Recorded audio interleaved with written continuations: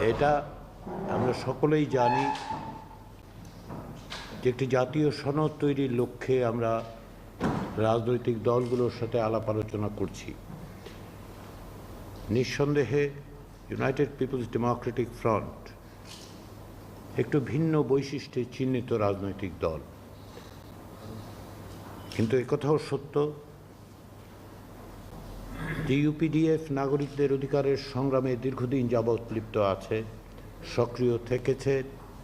আপনারা নির্যাতিত হয়েছেন, অধিকার ভুলুণ্ঠিত হয়েছে, তা সত্ত্বেও আপনাদের রাজনৈতিক অবস্থানের ভিন্নতা সত্ত্বেও বাংলাদেশের স্বাধীনতার যেই আদর্শ, সাম্য, মানবিক মর্যাদা এবং সামাজিক সুবিচার প্রতিষ্ঠা করা, সে বিষয়ে আপনাদের অবিচল অঙ্গীকার আমরা লক্ষ্য করেছি। আমরা এটাও লক্ষ্য করেছি যে গণতান্ত্রিক অধিকারের যে ধারণা, প্রত্যেকটি নাগরিকের জন্য সমতা বিধান করা, সেক্ষেত্রে আপনারা অগ্রণী ভূমিকা পালন করেছেন, সক্রিয় থেকেছেন। ফ্যাসিবাদের বিরুদ্ধে সংগ্রামেও আপনারা যুক্ত থেকেছেন। সে কারণে নিঃসন্দেহে আপনারা আমাদের সকলের ধন্যবাদ প্রাপ্য।